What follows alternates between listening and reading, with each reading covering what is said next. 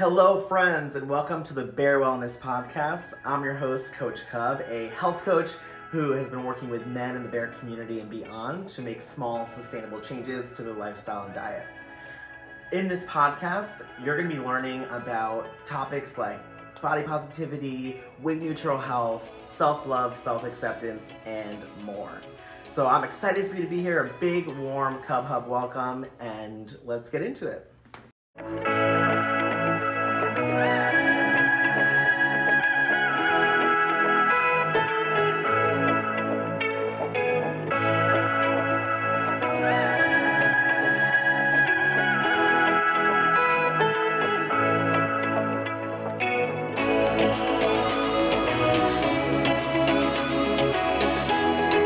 All right, welcome back to the Bear Wellness Podcast. I'm Coach Cub, the host, and I'm really excited that you're here. Seriously, I'm grateful for all of you who have been listening and leaving reviews on Apple Podcast. It really means a lot to me, and I want to keep hearing from you. So if there's topics that you're interested in or questions that you'd like covered with future guests, I'm going to have a lot of really interesting people on in the coming months, like doctors, personal trainers, body positivity guys, people in all different spaces. So reach out, let me know what you're interested in, because I really want to make sure, we're covering topics that add value to your life.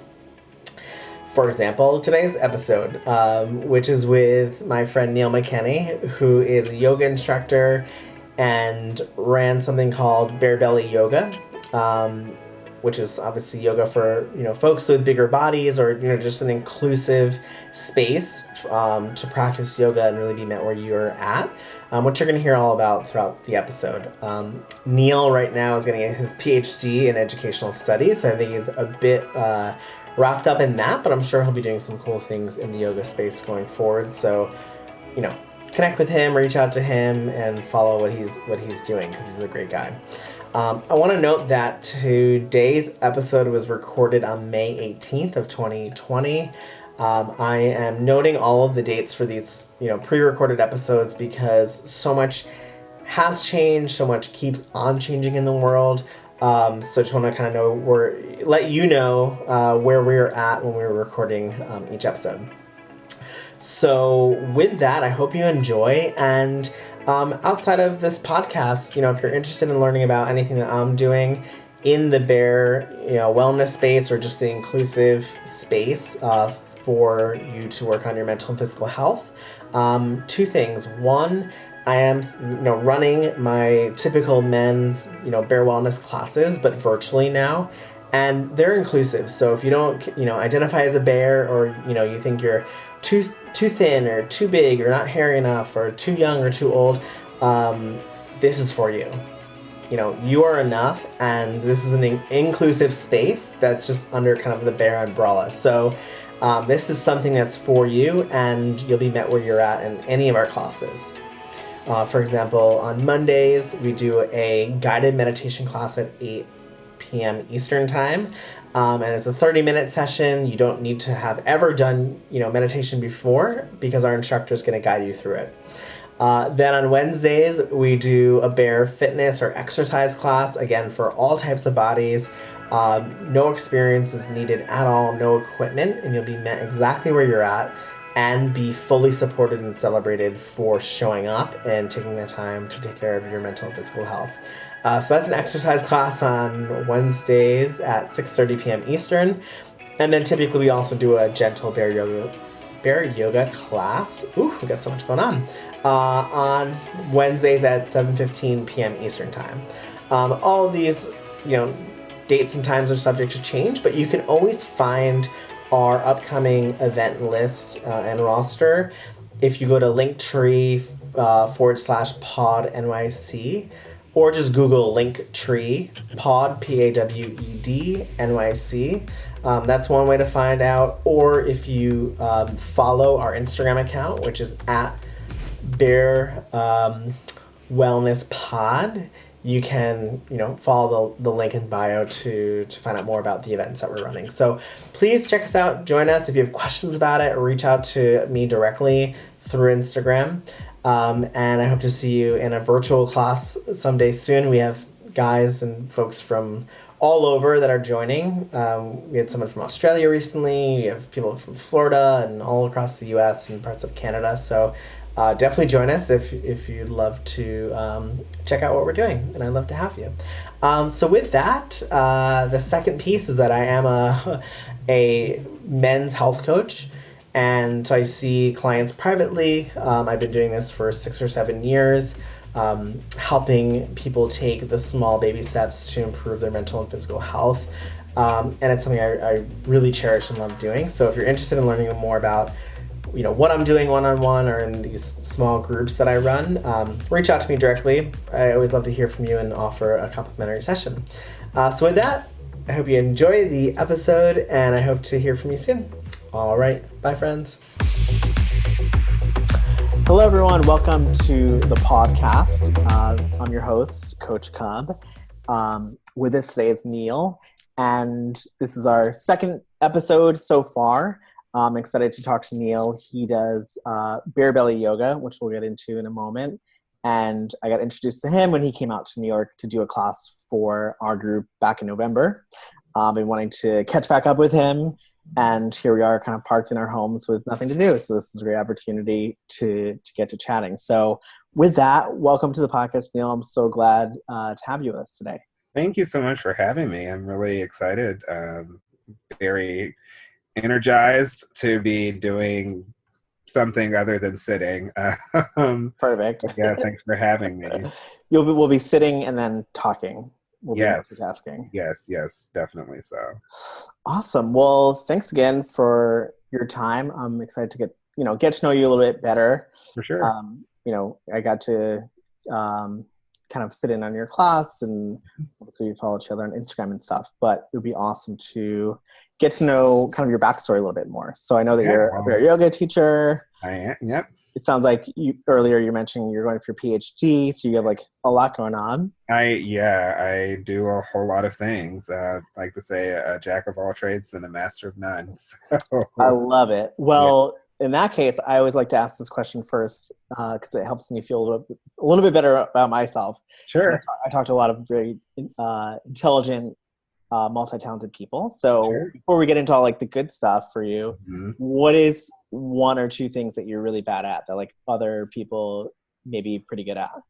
Oh gosh, well, I don't know if other people are really good at it, but like most sports that require hand and eye coordination, like basketball in particular, utterly terrible at. So like, don't ever, ever ask me to be in a pickup game for any reason. I'm 5'4", so don't worry. Yeah, so I don't know how to dribble through the legs or any of those things. So that's one thing. Another thing, cards. I'm not really well skilled with like figuring out strategy. So like games like poker and spades and like whatever else, like I've never been good at it. So anytime people are just like, yeah, like we're gonna have a poker night, do you want to join? I'm like, I will sit and watch you because I have no idea what I'm doing. I actually went to a bear event. What was it? I think it was World Bear. And there was a strip poker situation. And I'm like, well, like I'll play. I don't really know what I'm doing. And I actually won like several rounds not knowing what I was doing. So, so you might be good at it. I'm not so bad at it, but like I couldn't tell you why I was winning because I was looking at my hand. I was like, well, I guess I have these cards and I guess it's good enough. So I have no idea. That's funny. Or maybe the other guys you're playing with wanted to get naked really fast, so they just that could also be the case. That's so funny. Yeah. All right, so basketball and cards are awesome. Yes. All right, good. I like to just start with that because I'm like, now we're going to get into like all the stuff that you're like good at and all the knowledgeable stuff. We're all humans. We're not just like, amazing at everything we touch because God knows that's not true. Oh, 100%. Yeah, I'm like, there's a lot that I'm just like terrible at. But yeah, I'd love to kind of just hear more about your story in general. So I know you're a yoga teacher. Just curious about like where you grew up, what childhood was like, and like when did you eventually get into yoga? Or like how did that kind of journey Yeah, take? so I grew up in Dallas, Texas, in the 80s and 90s. So I fully own being like a millennial who grew up on Nickelodeon and Disney Channel and TGIF, like all the good shit that we don't Mm, have around anymore. But yeah, I grew up in Dallas. It's a relatively large city. Didn't really have a whole lot that I loved about Dallas, to be honest. I mean, I had a great education there. My family's there.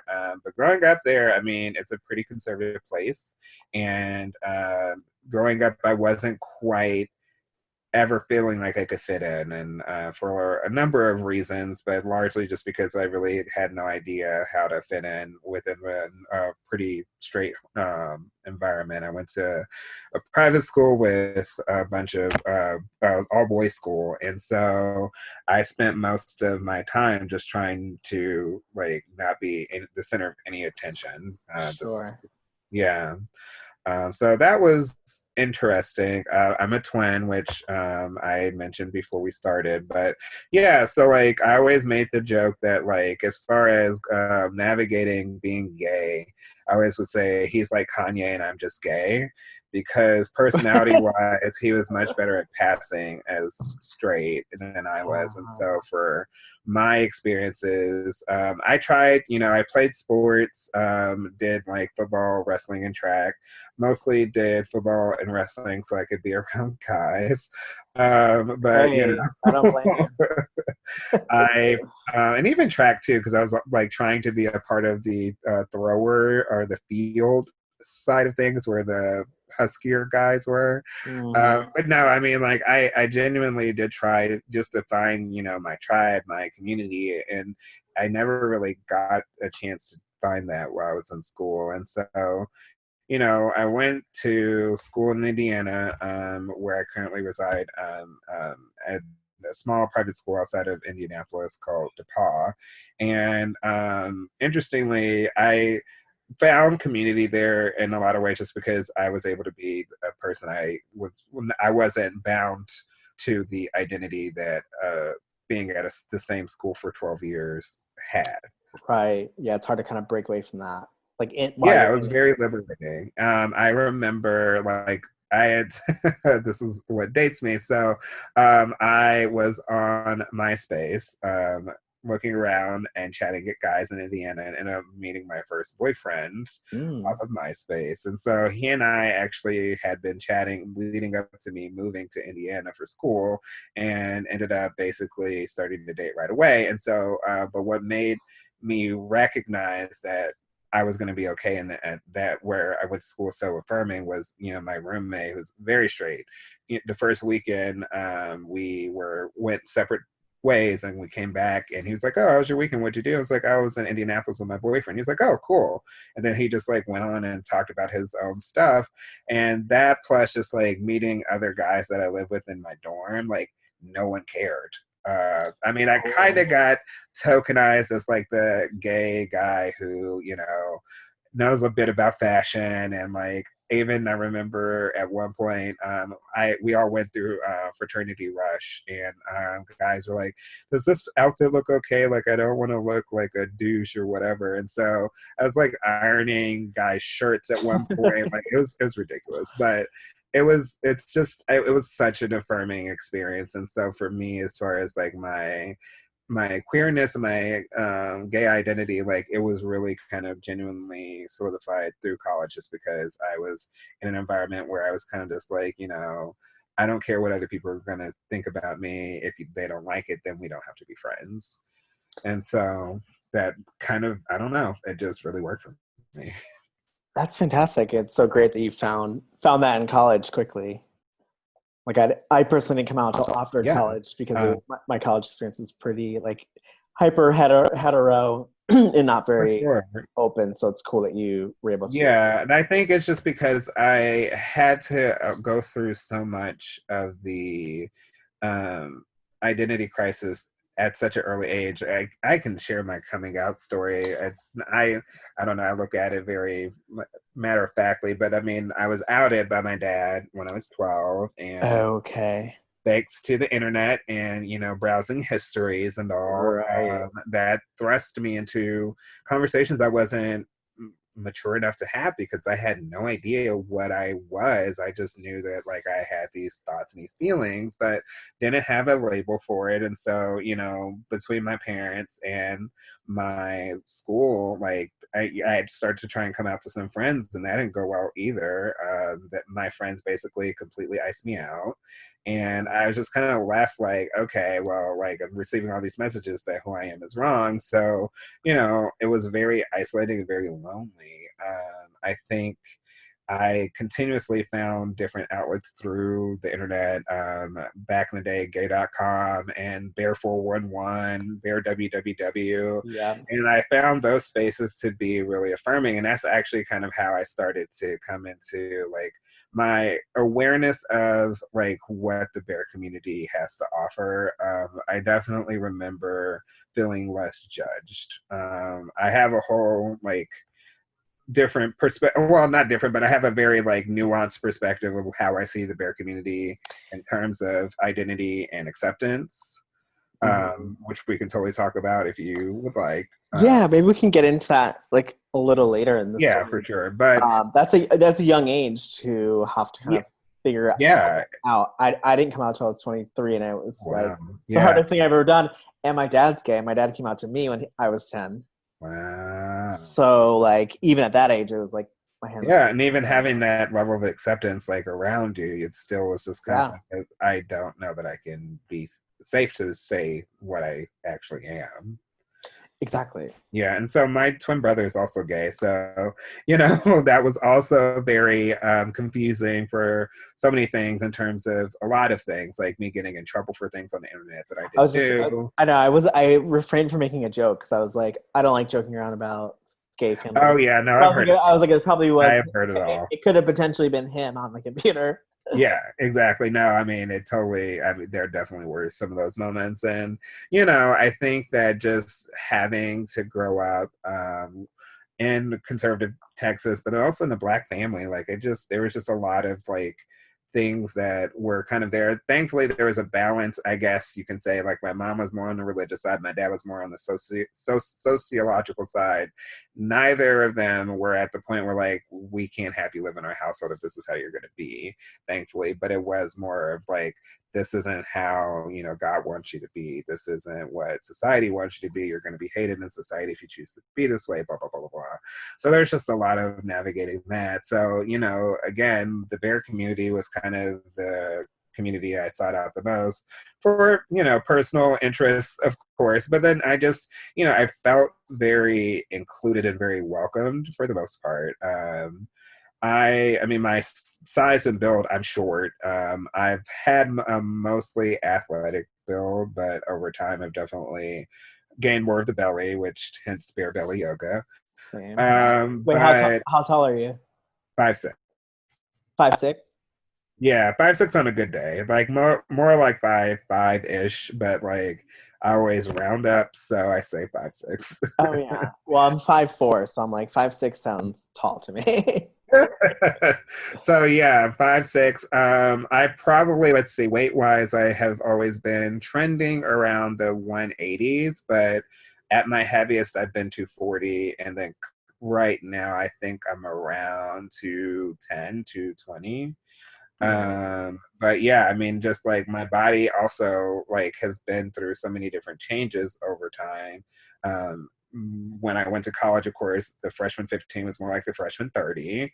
And, I just like have always like fluctuated and having levels of love and understanding about how my body is. And I am thankful that I've reached a point of peace with where my body is at. But, it's taken so many years. I'm 33. So, it's taken a minute. Got it. Okay, well, there's a lot there, and I appreciate you sharing all of that. For sure. I'm curious, because I think, there's so many great topics all kind of wrapped up in that and all relevant to kind of what we want to share on the podcast. But just curious about your brother's journey. Like, so you're outed by your dad when you were 12. Yeah. At what point did he end up coming out to your family? Oh, I want to say it was closer to middle to end of high school.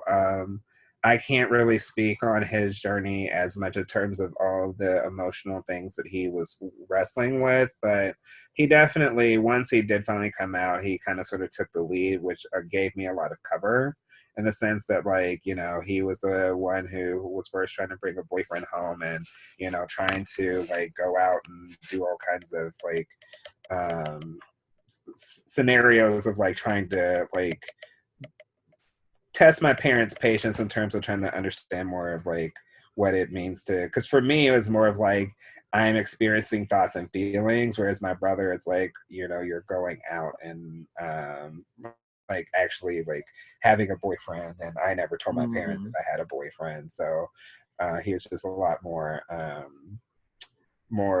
brave, I would say. He he He's was the gay Kanye.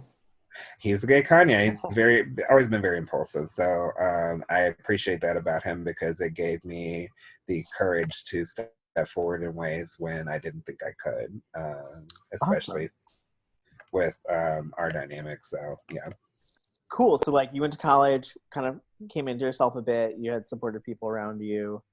I did. Um, Yeah, I would love to know, you know, because it's interesting you brought up like your kind of your journey with your body, and I'd love to just know in general, like where did yoga come into play, and yeah. So how did that, what did that look like, and like why did you get into it?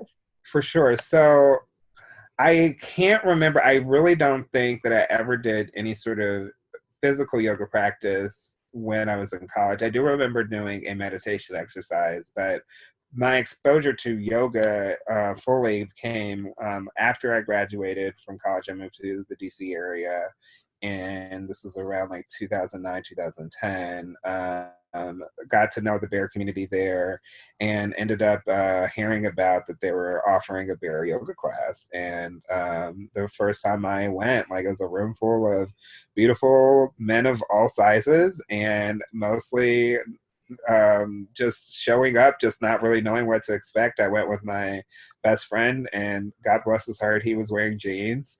And so it was just, you know, we just showed up. And, you know, I think what I appreciated about it and continuously doing it, which I didn't really necessarily recognize, I couldn't always voice until I started taking yoga and other spaces, particularly with cis hetero white women, was just the fact that like representation wasn't there, like it was in the bear space. Like it just, you just see all kinds of bodies of all ages just being in a space desiring to move their body. And I love that because as my narrative probably has come across, like I have more or less always sought for a space to be represented, and I've never seen myself as being represented in like a traditional body or a traditional life. And so being able to go into a space like that and just see, you know, people just doing whatever they wanted,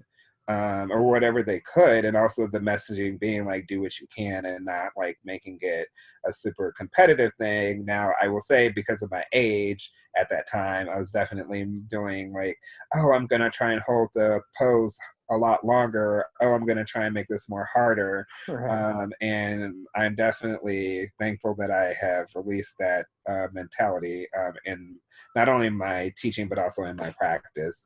But you know, as I have continued for, I guess it's almost been about 10 years and doing this yoga practice, Mm-hmm. you know, it wasn't really until I became a yoga teacher that I really started to sit with the realities of how yoga is often only made available to very specific body types, Sure. and the struggles that I've had over the years of trying to, you know, increase my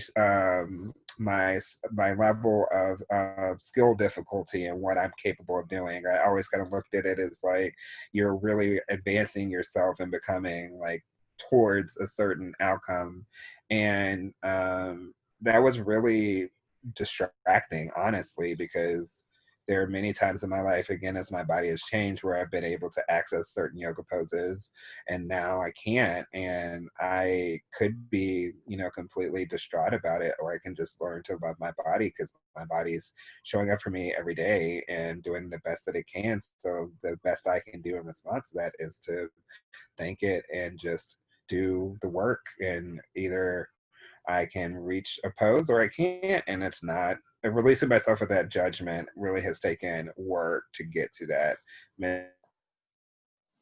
to hit every pose. It's more about just being in your body. Yeah, which is like way easier said than done.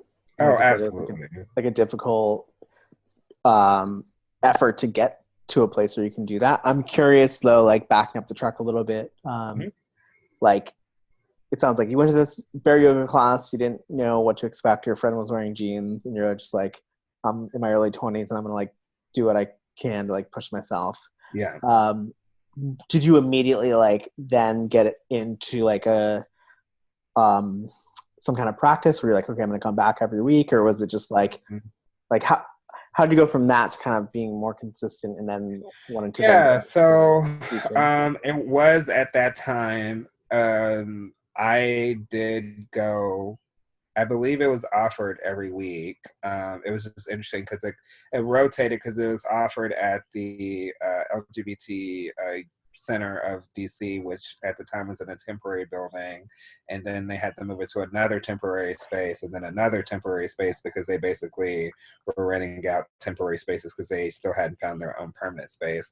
And then it finally got moved to one of the gay bars, and it was just interesting just to see, people's reactions to, like, you do yoga at a gay bar, and specifically this one gay bar that's known for like more like risque, like parties and stuff like that. It's just like, yeah, well, I'm sure that they wash the floors, so like it's fine. And Right. so, And yeah, you're like, well, what do you do there at that bar? exactly. So, it's like, I mean, everybody's getting stretched out one way or the other. So, Exactly. so anyway, I just, yeah, from my initial exposure to it, I did find it to be something that, like, oh yeah, I actually really like this. Just the experience, I think I felt good in my body when I did it. That made me continuously go. I wished I could say that there was like so much like great community that came from it, but no. I mean, I didn't really Mhm. feel like I walked out of like that whole experience like feeling like, oh, I'm really connected to the people that are here. Yeah. But Was there a reason for that, or is it just more like it's an individual practice and you just kind of came and left? well, I mean, it is an individual practice, but I also think it's kind of based off of the environment. I won't fault the teacher, because I mean, he's amazing. He, brought us into the space and kind of like did the work to help us make sure that we could access every pose. But it just wasn't for that, I guess. I don't know. It just was kind of seen as Mm. like, we go and do this thing and then you leave. And so for me, I made the personal commitment that like I enjoyed how it made me feel, and that's why I continued to go. And then that transitioned into me finding other spaces to be able to practice. And that's when I kind of started going into more cisgendered, heterosexual, mostly white women spaces. Right. And that was challenging for its own right, in that I at the time felt okay enough with my body that like I was just kind of going in, and I was kind of like, oh yeah, like, well, so and so is flexible because they're like a pencil, so that makes sense. But I would say that from probably around 2011, 2012 to 2015, my practice was kind of, I don't know, it was semi-consistent. I went into graduate school at the time, and I was actually doing it more as a stress relief than anything. Mhm. I really, really didn't get serious about it until I moved to Indianapolis in 2015. I would say probably around 2016 is when I started to go a little bit further into taking it seriously. And I then had a circumstance where the studio was raising their prices, and I was like, that's cool and all, but I'm already not getting enough of a value out of the current package that I'm on. So if you raise the price, I'm going to be paying more money and losing money on more classes. Mm-hmm. So I decided to stop, but then, and this was late 2018, the owner of the studio reached out to me and said, I totally understand and everything, and I just want to kind of put this out there. If you'd ever be interested, like, I think you'd make an amazing teacher. Oh, interesting Yeah, plot twist. yeah. And so all of January through May of last year is kind of when I started my teaching journey, and that had led me down a really interesting path of revelation of just the ways that yoga, particularly Western yoga, is very closed off in terms of who it is marketed to be for.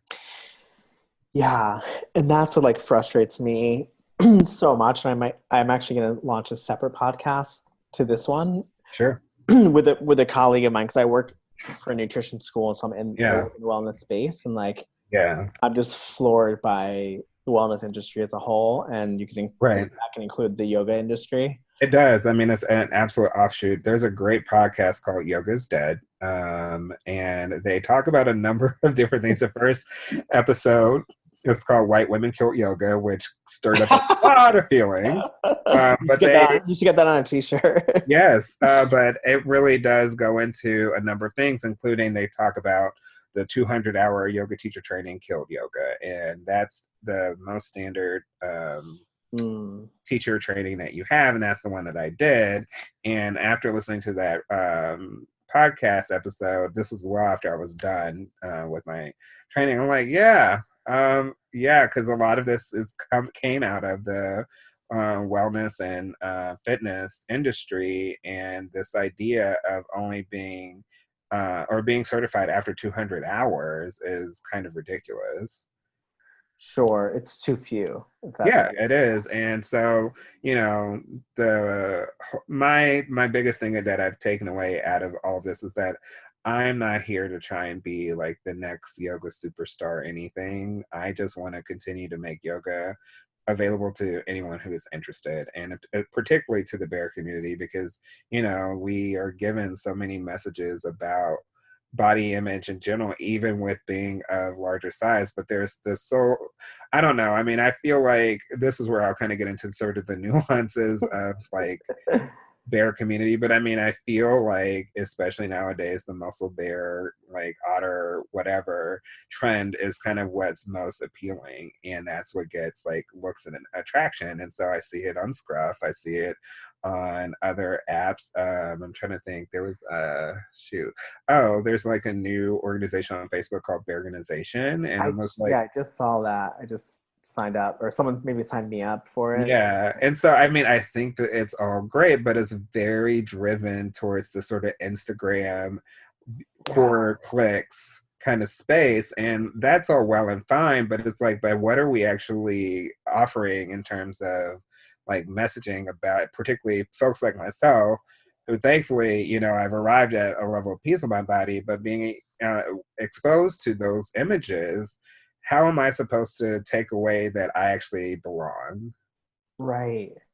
And so that's kind of why I've been so adamant about trying to create yoga for all body types, particularly for the bear community, and trying to offer it as I had been doing here in Indianapolis. That my whole mission was just like, I want everyone to feel comfortable. And unfortunately, I still had a lot to learn, which I think, again, kind of goes back to the whole 200 hours isn't enough. When I first started my practice of teaching, I wasn't being as inclusive as I could have been, and I definitely ran off a lot of people.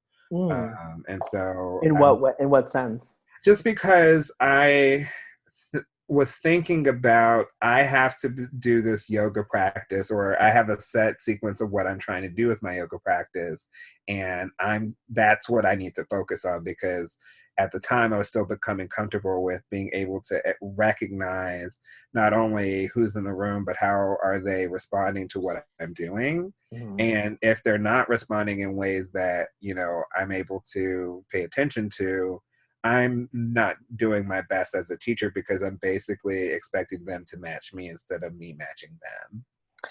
Right. And No, that makes so, sense. And you could feel that, or at least I can, because I'm like hyper aware of it, and I'm also always looking for good yoga teachers for that demographic. You know, it's like when I'm right. And I mean, it's trying a to. learning, it's definitely a learning thing that you have to go through. Like everybody has to go through it. But I've also taken follow-up training primarily through Diane Bondi has a training called Yoga for All. And it really has given me a lot better understanding of how do we actually make yoga accessible.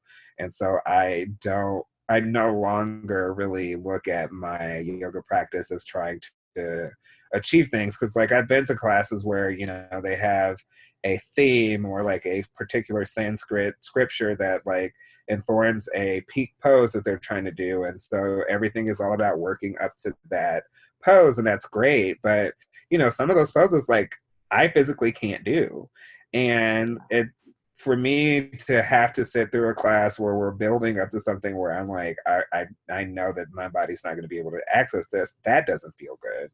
And Sure. so I've purposely chosen not to bring that into how I teach, because that's not the point of yoga. If you walk away from the point of yoga being, I am not able to do XYZ pose, then I have failed you as a teacher, because it's more about you showing up as you are and being able to experience yoga however you experience it, and walk away with the appreciation that you got a chance to be in your body and not be thinking about anything else for 45 minutes to an hour, and be able to leave with a little bit more peace. Yeah. No, I love that you said that. And I think, and you had mentioned earlier about like getting to that place where you don't feel like you're like you have like goals and you're trying to achieve something, because that Right. seems antithetical to yoga in general. And then also just the idea of like you could be told like this is a judgment free zone and it's all about individual practice, but when you're in a room with Right. other people who are able to do things, it's like it's Exactly. hard. It's really hard not to be like, well, I don't feel great about Clearly, like myself. there's something that I am unable to do because X person can do X thing. And so, yeah, I mean, I am still growing and still learning in my own process of how do I best do right by all body types. But I have definitely taken away from my trainings and the subsequent trainings and just being in my body, like sorry, Oh, you're even good. as even as a someone who identifies as being a part of the bear community, but also in a bigger body, there are things that I can do because of my history of athleticism that in some ways makes me a little bit ignorant to what other people cannot do.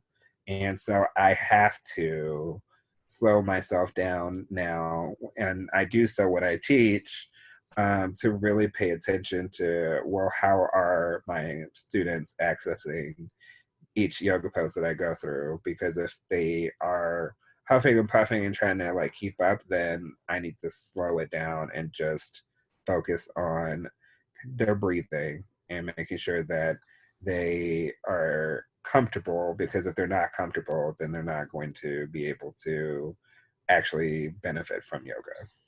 Yeah, no, that makes a ton of sense, and it's great that you have the wherewithal and you have the self reflection. That it's like you said, it takes practice and Yeah. experience, but like if you have this way of looking at it, it's like you are amazing, but you're gonna keep growing and helping people feel comfortable Yeah, in and the I do space. think it's like being able to check your ego, because I mean it's a part of like the fitness piece, and I mean it's the whole reason why I think a lot of bears don't feel like they're able to be successful in trying yoga, just because they do think of it as being like a strenuous activity, and it can be, and I can make it that way, but that again, that's not the point.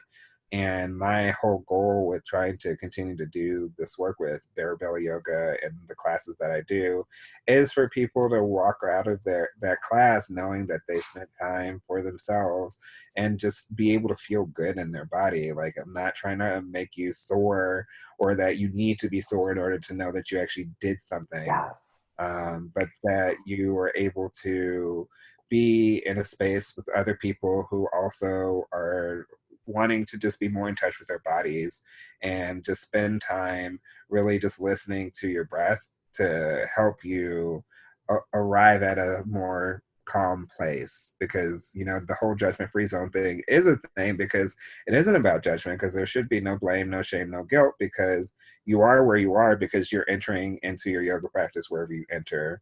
There's no like prerequisites of you have to be able to do XYZ thing in order to do yoga. The only prerequisite is, and this is my like new mantra, like the only showing up is the only thing that's required. Everything else is optional. Yeah. Because all you have to do is show up. Once you show up, what you do after that is completely up to you. I always tell my students, if you just don't have it in you, you just want to lay on your back for an hour, I'm not going to be offended, because this is your practice. Like, you should get out of it what you need. And if you need to sit on your back for an hour, that's completely okay. I love it. You're speaking my language. I'm like getting riled up because I'm like, I have all these thoughts in my own head, and sometimes it's hard to find people to have these types of conversations. But for sure, that's exactly how I feel. Especially with, and I'm not a yoga teacher, so it's hard for me to say I'm a health coach, and I've been hosting these types of classes for 3 or 4 years. But I do think it is an ego thing, and it's like, I've seen other instructors where it's like they want to impress. And it's the same with fitness instructors. So I'm glad that you likened it to those two different things. But it's like they almost want to impress you with what they can do, and aren't always aware of how the person's feeling. And I'm pretty athletic. Like, I grew up playing soccer. I've run a marathon. I've run like a dozen half marathons. I see a personal trainer, and I still go to classes, even if it's a bear yoga class, and I still have a hard time getting through it. Yeah, because I mean, strenuous. It is strenuous, and also like it's designed to give you space to try to push somewhat beyond what you may be comfortable with. But again, it's listening to your body, because if you're pushing beyond and it doesn't feel good, then that's your opportunity to check yourself and be able to pull back and only focus what feels good. Because just because somebody's doing a handstand, like, not everybody feels like that's something that they need to accomplish in life, and it's the truth. It's like, yeah, okay, cool that you can do a handstand, but like, that isn't the goal of yoga. It's not about performance. It's about being present in your body and being able to just be willing to take the invitation and see where it takes your body, and taking your body to places that actually feel good and supportive to you will do you so much better than trying to strain the body beyond its capacity just so that you could say that you did something. It's like, there are no stars for you. Exactly. No, I'm so glad. These are great topics. I'm glad you're thinking through them in such a smart way. I'm just curious, because I'm curious about this too, where it's like, because you did yoga for like 10 years, you have taught for like a year or two, you've been studying it. It's like, and at some point you became comfortable with like not having it be like a competition for yourself, not having like goals and things. It's like, how does someone short circuit that sense? Because I feel like this happens to me because I'm insecure about many things, where it's like I have to do them many times. I have to prove to myself I could do it. And then I could say, well, it's okay if I don't. I go into yoga class and I don't do as well as I thought, because I've done all these other things that I'm confident about. So it's like, how does somebody who's like not so confident come into a class and feel comfortable and just able to like go through it calmly, or is that even possible? I think we have to be honest with ourselves in terms of how we're feeling. If walking into that space brings up fear, it's okay to acknowledge the fear. I think what becomes debilitating is when we allow the fear to override all sense of possibility. I personally, like, I deal with my own insecurities, like going to a bear bar, like on a Friday night, like if it's jock night or whatever, that pretty much terrifies me. Going into like any gay bar, to me, it's like, it's so frightening. Just like I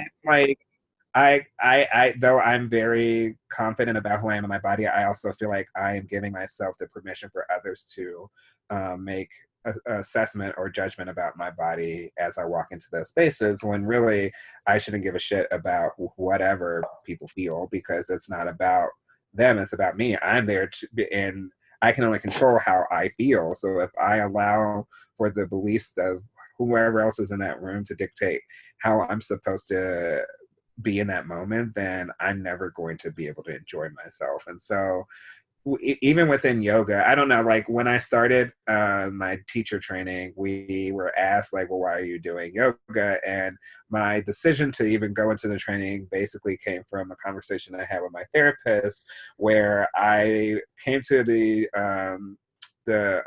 conclusion that I have never allowed myself to tap into my inner Beyonce. So if you're a lover of Beyonce lore and knowing about Destiny's Child, particularly after the whole iterations of like the change up and all of that, there's Beyonce, there's Kelly, and there's Michelle. And Beyonce obviously is front and center, the star. Everybody is like always like dying at everything she does.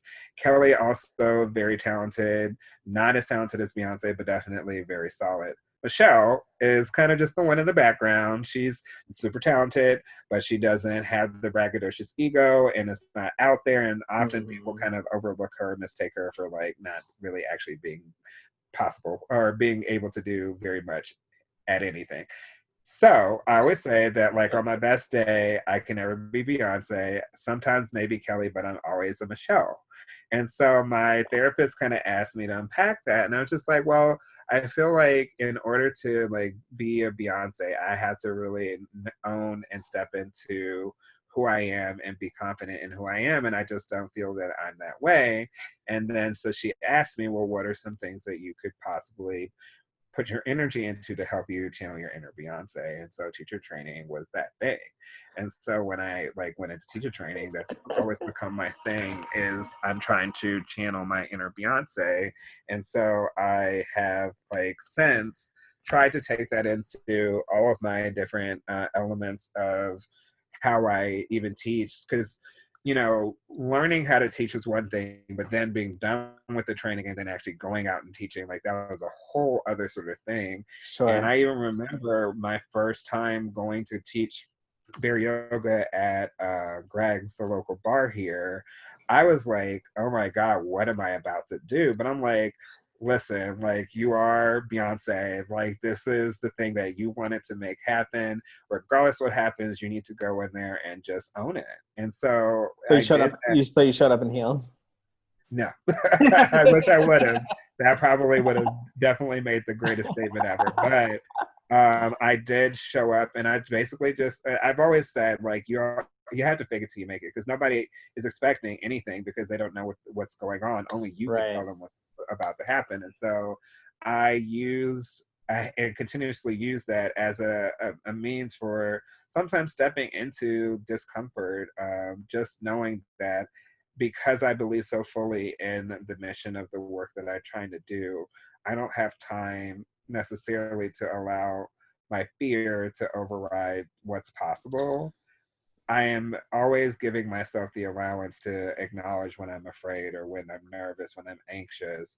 But it's another thing that my therapist has taught me, that like at any point when you're dealing with depression or anxiety, though, this whole sense that like, the feeling like I can't do anything about it, she doesn't ascribe to. She's like, you can do something about it. You can either act on or work through whatever it is that you're dealing with, or you just release it. And so I've tried to now take on those sort of beliefs that like, if I'm nervous or afraid about something, I'm valid in feeling that way. And I have the choice of either doing whatever it is to move through that, or just to release it, because if I release it, like it no longer has this hold over me. And again, that's easier said than done. Right. But by knowing that I have choice in terms of, oh, I'm gonna go to this beer bar and I like don't know how it's gonna be. Like, is anybody gonna talk to me? Like, am I gonna look awkward, like trying to like get a drink, blah blah blah. I can hold on to those things, or I can just release them. I love that, and I also love the idea of it's like the idea like the way you do one thing is the way you do everything. Yeah. So it's almost like the same. It's like you can go into a gay bar, and there may be times where you feel relatively confident, or you're able to release anxiety, or you could do your thing. Or there's other times, at least for me, where I go in I may feel confident walking in, then it all goes out the door, and it's like all of a sudden I'm like anxious, and I'm in my head, and I'm spiraling, and I think that happens to a lot of people. But it's the Yeah, same with yoga, where like sometimes you can show up on the mat and you can do the pose, and other times you can't, and it's like, all right, well, I'm just meeting myself where I am. yeah, and just being able to pull back and also reminding yourself what is it that you need in order to bring yourself back to you. And so, especially when it comes to yoga, it comes back to the breath. So if Yeah, you're feeling distracted, if you're feeling like you're spiraling and you're like, I can't do this pose, like this is like not working out for me. Why did I even come here? Why did I even think I could do yoga? Acknowledging those things, but going back to your breath, because the breath is what controls your response to stress. And if you allow for yourself to tap back into your breathing, it centers you, it grounds you, and it allows you to enter back into the practice in the present and be able to just move forward. And so I think, I mean, as much as it can be hard to do that in real life spaces, when we're faced with these challenges, like again, the mind will do a lot to unseat our sense of stability. But if you tap back into your breath and just remind yourself that one, you're present and trying to just exist and just being kind to yourself, because like you're just trying to exist here, like nothing else is going on, you're just trying to exist. It helps bring you back to the moment so that you can at least begin the process of making the step forward. So even if it is like that you need more time or space to be able to process before you tackle the challenge, coming back to the breath and to being centered in your body will do so much more for you than any alcohol or random hookup can do, right. because you're distracting yourself away from yourself because you're using things as a means to forget yourself instead of being able to sit with yourself and acknowledge that you are working to be the best self that you can, but however you're showing up, you are just showing up, and that is enough. Totally. No, I totally agree. And it's all easier said than done, but it's like you slowly figure out how to do this. So you slowly learn how to do it. Mhm. And I know before we talked a bit about, you mentioned anxiety and depression. I mentioned earlier that I have general anxiety and panic disorder. I'm curious, like, Mhm. has yoga helped you? It sounds like it has, like, come up with tools and ways to frame things, Yes, but it like, absolutely has it has. helped you over the years in those areas?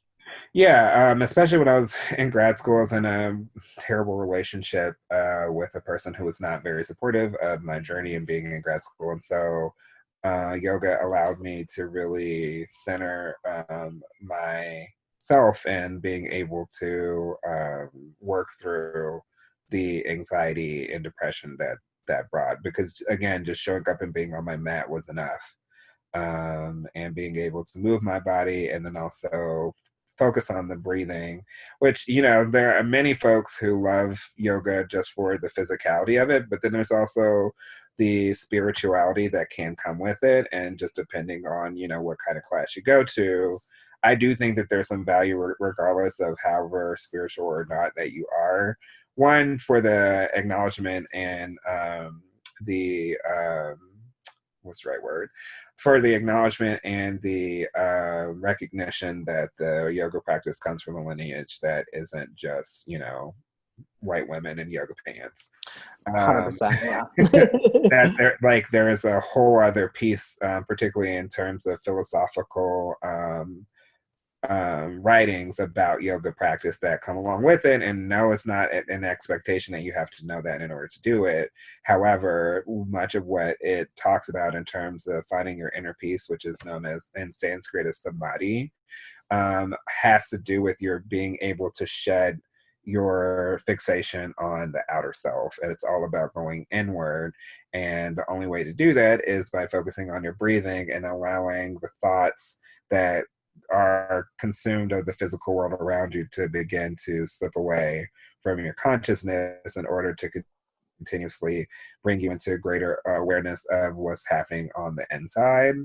And so, yeah, I think that for a lot of folks, that is very difficult to do in the yoga practice, because again, if you think of it as just a physical practice and you're not really tapping into the breath and thinking about where you are in your life and bringing yourself back to being on your mat, being in your body, and just appreciating everything that you're doing, then it's really hard to see yoga benefit you otherwise. People will see sometimes the benefit, but they won't really know why. And this is me sharing the why behind it, and how yoga, I think, particularly for somebody like me who lives with depression and anxiety, what it helps you do, like just from a physiological level, like your breath helps to regulate your inner workings within your neurons, with your parasympathetic system, and being able to calm down when you're feeling stressed. So if you are having a panic attack, or you're feeling really anxious, like being able to just sit and just breathe, and actually mindfully breathe, helps to slow your heart rate down, which helps to bring the body back to a sense of stasis and peace that literally nothing else can do. Yeah, I love that. And I definitely have, my mental health has improved having done yoga and meditation, and or even just like physical activity at times. Yeah. And I Well, I imagine mean, there's a lot of parallel. Sorry, go on. just endorphins and whatnot. And there are a lot of parallels in terms of like health and fitness, because yeah, when people run or go do like physical activities, like it makes people feel good. But there's like a why behind that, beyond sort of just like this addiction to I have to be physically fit. And it's like, yes, and the psychological benefits behind it are that it actually makes you feel more at ease and more calm, and you're able Totally. to release a lot of stress that you're holding on to, if that you could not release if you were otherwise inactive. Yes. And I was going to say, and we're going to wrap up with a few more like rapid fire questions in a second, Sure. but I was also going to say there's also another parallel too, I think, with like body image and self Mhm. acceptance, where like, Yeah. if you can give yourself the space to kind of observe your thoughts objectively through yoga and meditation and breathing, to not latch onto them, where it's just like, Right. what you're hearing in your head is not always real. And if you're looking in the mirror and you're saying, oh, I'm Right. ugly, or I'm too fat, or I'm overweight, it's like, you could slowly get to a place where you're like, okay, well, is that actually true? And where's this coming Right. from? And I'm just Exactly. curious about your journey with your body, because you mentioned it was kind of like Mhm. winding. Like, also, how did yoga play a role in that, or just all these different ideas, and how do Yeah, you I view mean, yourself? I really think that like the yoga teacher training piece helped me get to unlock it a little bit more. I think that it wasn't so much that like I ever approached yoga as like I'm too fat and can't do some of these things, but there's times I'm just like, yeah, no, like me pulling my leg over my head, that's not happening. And like not necessarily judging myself for being in a body that wasn't made for yoga. It's just like, yeah, that's just not going to happen. So it's more of just like practically observing, like, okay, there are these things that are in the practice that like maybe one day I can do. But I think especially where my journey with yoga and my body kind of reached its peak is moving back to Indiana. I just became less active, mainly because in DC I was commuting on the train and always walking and having to go places, whereas in Indiana you can't go anywhere without a car. And Mhm. so because of that, I really became very sedentary. And so as a result, I essentially became the heaviest I've ever been in my life, and was still trying to do yoga, but then found it harder for me to access certain poses that I used to be able to do without question. And so there was initial frustration and disappointment of just like, I'm in a body where I can't do this anymore. But then I started listening to, the philosophical pieces of yoga. Is just, we arrive as we are, and you do what you can. And especially looking in through some of the like ancient philosophers of yoga, a lot of the things that they're doing is just like, yeah, okay, your body clearly does things that like most bodies can't do, but that doesn't make me any less capable.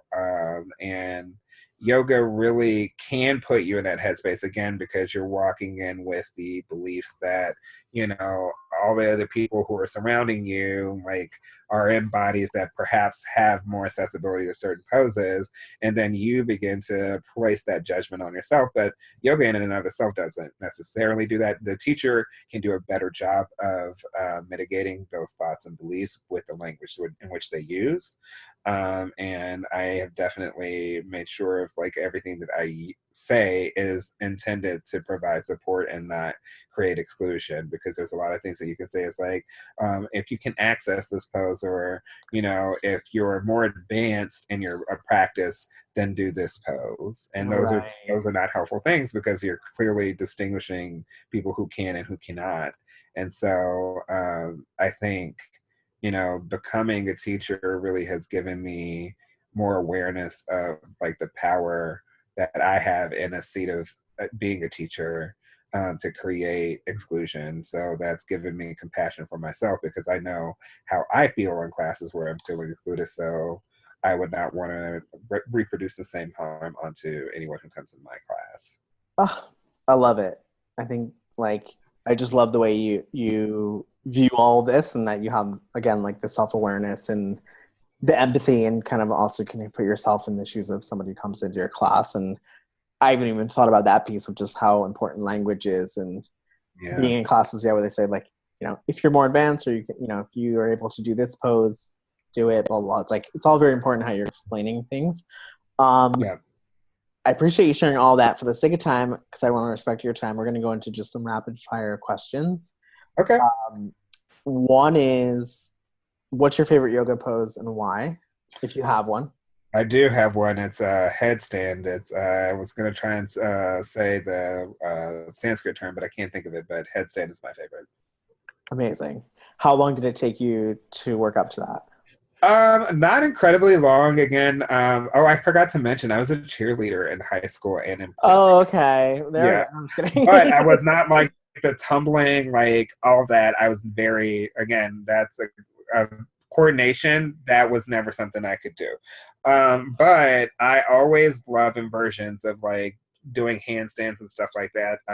So it didn't necessarily, I had the motivation to approach the pose to so that it wasn't so scary to me. But it did take some time, because you do have to work on getting over your fear of falling, and then working on how do you use your core to help support you. But no, it didn't take very long. Got it. Not for like beginners, bear yoga. I would not recommend it, no. But it is, I think it can be a very liberating thing, because again, it has nothing to do with body type per se. Right. It has everything to do with one, setting yourself up correctly, and then also being able to release the judgment of what you can and can't do. Love it. All right. Second question. If you had a piece of advice for your, let's say, like teenage self, what would it be? Ooh, it would be worry about yourself, and everyone will be pressed about their own lives, and let them stay pressed about their own lives, because the only life that matters is yours, because you only have one life to live. Love it. All right. If you had advice for somebody who is kind of where you were when you were like going into a bear yoga class for the first time, what would it be for like a beginner's person who's trying yoga for the first time, or trying to get into it for the first time? Mm-hmm. Like I said before, my mantra is, you know, the only requirement is showing up. Everything else is an invitation. Got it. So just set the goal as just walk in the Like, you're room. here, you showed up through the door. That's all that's required of you today. Everything else that we do, if you're not feeling it, and there's no expectation for you to do it. You can, again, be on your back and just be in Shavasana the whole time, and you're not going to hurt my feelings. I love it. That's good to know, because you do hear yoga instructors say that, where it's just like, I invite you to be in Shavasana the whole time, or you can always go down to like child's pose. Yeah. And it's good to hear that it won't hurt someone's feelings, like who's teaching the class. Right. Because, I mean, again, it's just like the whole, I mean, there are classes where people have that expectation of you, or the style of teaching is that everybody does the same pose and it's all supposed to be the same, but that's not how I teach, just because I've recognized that there's a place for that. But especially if I'm teaching to people of all different body types, that by trying to adhere to a strict regimen of the what's supposed to be provides no possibility of what can be, because everyone has different limitations, and to not honor those limitations is exclusionary in and of itself. And so I just don't believe in that. Got it. I love it. I'm glad that you're out there doing your thing. All right.